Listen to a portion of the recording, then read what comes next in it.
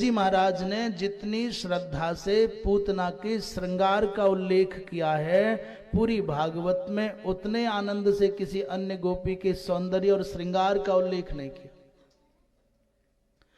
माता पूतना ने वस्त्र कौन से पहने इसका भी उल्लेख कर रहे हैं। योषित्वा मायात्मानम प्राविशत कामचारिणी, वो माया के द्वारा अपने आप को आच्छादित करके खेचरी थी।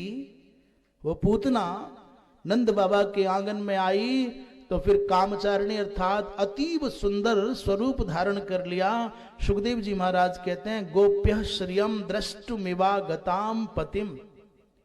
ऐसा लगता है कि ये पूतना नहीं आई, राक्षसी नहीं, अपितु ये तो भैया भगवती साक्षात वैकुंठ की अधिष्ठात्री मां लक्ष्मी आई है।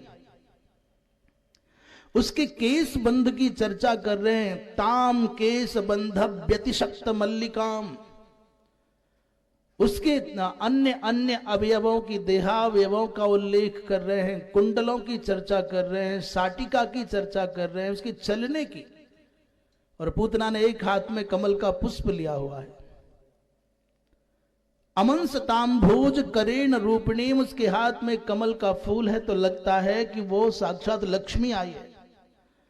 और बेचारे ब्रजवासी सब स्त्री और पुरुष इस पूतना के सौंदर्य पर व्यामुख मुग्ध होकर के संकोच के मारे, लज्जा के मारे पूछ नहीं रहे कि देवी तुम कौन हो, अरे बहन तू कौन है, कहां से आई है। जैसे ही यद्यपि यशोदा मैया की दृष्टि में आ गई, यशोदा मैया ने उसको देख लिया परंतु कुछ बोली नहीं। उसी समय पूतना ने भगवान कृष्ण को गोद में उठाया और अपना स्तन्यपान कराना चाहती थी। उसी समय भगवान ने भगवान शिव का स्मरण किया, इसलिए रोष समन्वितो पिबत। रोष समन्विता, रोषो वै रुद्रः, रोषेण रुद्रेण समन्वितः। भगवान कृष्ण भगवान शंकर को बुलाकर के भगवान कृष्ण ने कहा प्रभु विष पीने का अभ्यास आपका है, हम तो दुग्ध पीने वाले हैं, इसलिए दूध पिएंगे हम और विष पी जाओ आप। यहां एक बड़ा दिव्य सूत्र आया है। पूतना को देख करके भगवान कृष्ण ने अपने नेत्र बंद कर लिए थे। निमीलिताक्षः सचराचरात्मा, चराचरात्मा स निमीलिते क्षणः। उस पूतना को देख करके भगवान ने अपने नेत्र बंद किए। कहते हैं नेत्र बंद करने के पीछे बड़ा गंभीर भाव है। भगवान कहते हैं सन्मुख हो ये जीव मोहि जबहि, जन्म कोटि अघनासों तबहि। भगवान की प्रतिज्ञा है जीव जब मेरे सम्मुख आ जाए, उसके जन्म जन्मांतर के कोटि कोटि पापों को नष्ट कर देता हूं। और ये कदाचित मेरी दृष्टि के सामने खड़ी हो गई और इसकी वास्तविकता खुल गई, मेरी मैया डर जाएगी, मेरी लीला में विघ्न हो जाएगा, इसलिए भगवान ने नेत्र बंद किए।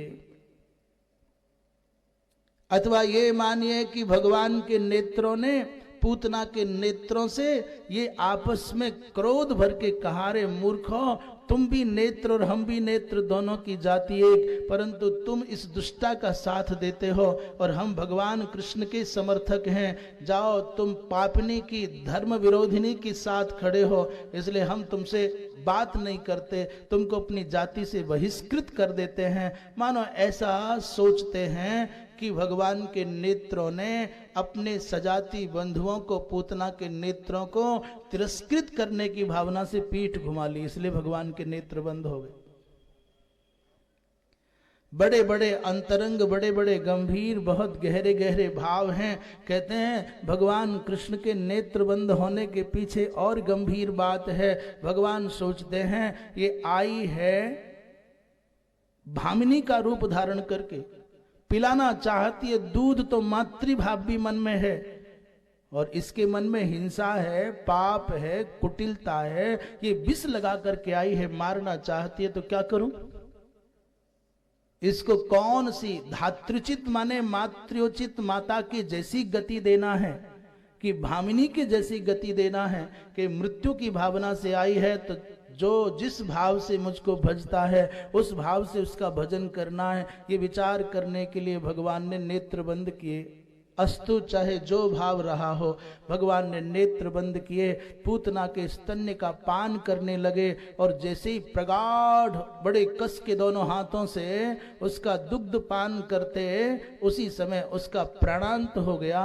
उसकी जो कृत्रिम सुंदरता थी वो विनष्ट हो गई और जो उसकी वास्तविकता थी वो समाज के सम्मुख आ गई। बड़ा विशाल स्वरूप है, बड़ी भयंकर भयंकर उसकी आंखें कैसी, बोले महाराज अंधकूप गभीराक्षम, जैसे कोई अंधे कुएं होते हैं गहरे गहरे गड्ढे, ऐसे उसके नेत्रों के स्थान पर बड़े भारी भारी गहरे गहरे गड्ढे दिखाई देते। वो धरती पर गिरी तो उसका पेट खाली, ऐसा लगता है जैसे कोई बड़ा सा सरोवर हो, कोई हृद हो बिना पानी वाला। पूतना के वक्ष पर खेलते हुए भगवान को यशोदा मैया रोहिणी मैया बड़ी कठिनाई से उतार करके लाई हैं और भगवान कृष्ण का गौ माता के गोमूत्र से स्नपन कराया। गोरज और गोमय के माध्यम से अंग अंग का अभिरक्षण किया और सबसे बड़ी बात गौ माता की मंगल में अर्थात वेद लक्षणा गौ माता की मंगल में सकल अमंगलों का समन करने वाली पुच्छ लाला के ऊपर घुमाई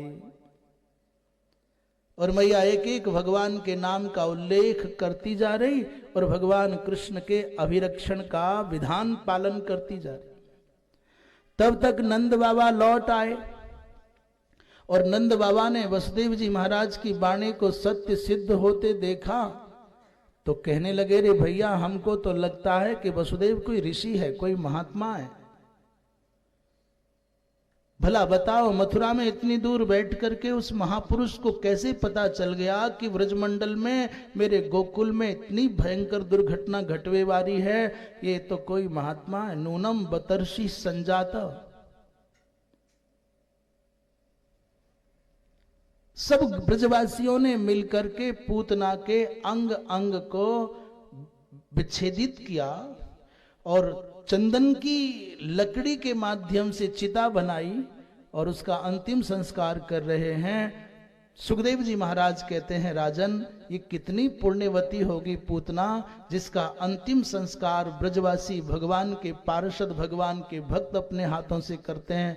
और अद्भुत बात यह है, जब इसका अंतिम संस्कार हुआ तो इसके शरीर के जलने पर दुर्गंध नहीं आई।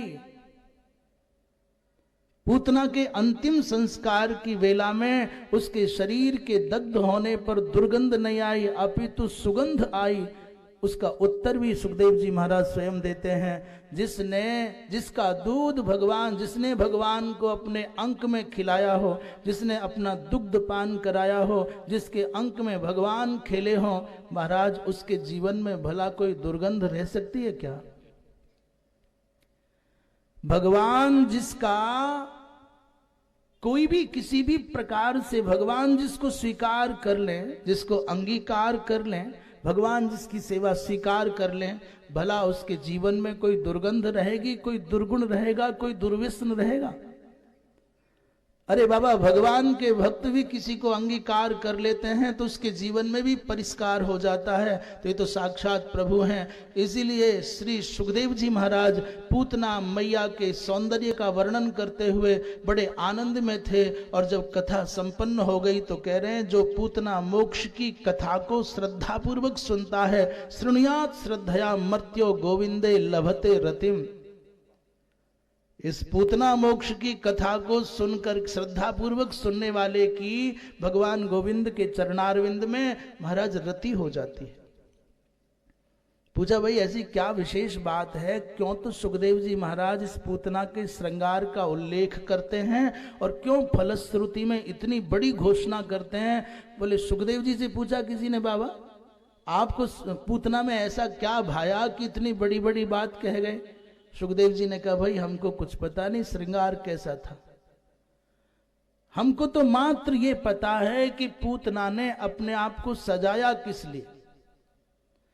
हम श्रृंगार करते हैं संसार को आकर्षित करने के लिए, पर धन्य है वो पूतना जिसने अपने आप को सजाया भगवान को आकर्षित करने के लिए। जब वो अपने केस बांध रही होगी, जब पूतना अपने केस सजा रही होगी बढ़िया अपने आप को टीप टाप करके, तो एक एक क्रिया के अंतर जो अंतर्भाव होगा ना, एक एक उसकी चेष्टा में जो सोच होगी, वृत्ति होगी, उसका उद्देश्य होगा, एकमात्र उद्देश्य कृष्ण को अपनी ओर आकर्षित करना होगा। और भैया भगवान को आकर्षित करने के लिए श्रृंगार होगा तो फिर तो उसके जीवन में कहां दुर्गंधी रहेगी, कहां उसकी दुर्गति हो जाएगी। इसलिए उद्धव जी महाराज ने तीसरे स्कंध में कहा था विदुर जी महाराज से, अरे भैया उस कृष्ण की करुणा का वर्णन कौन कर सकता है।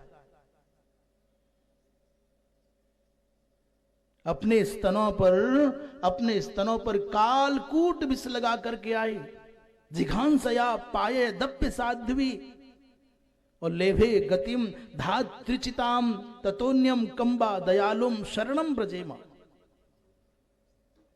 वो बकी वो स्तनों पर कालकूट विष लगा करके आई, और उसका उद्देश्य क्या है? बोले भगवान को मारना। तो ऐसी पूतना को जो मारने की भावना से आई, उसको भी सदगति प्रदान कर दी। ऐसे भगवान श्री कृष्ण से बढ़कर के और कारुण्य का दर्शन कहां और होगा। इसलिए सुखदेव जी महाराज ने कहा कि मुझको पूतना इसलिए प्रिय है क्योंकि उसके श्रृंगार का उद्देश्य भगवान है, उसके आकर्षण का उद्देश्य भगवान है, उसका जो मन है वो सर्वतोभावेन भगवान में लग गया है।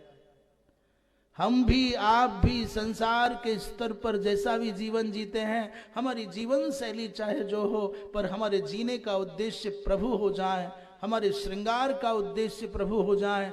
और तो छोड़िए, यदि आपका मन गाली भी देने का करता है तो गाली भी आप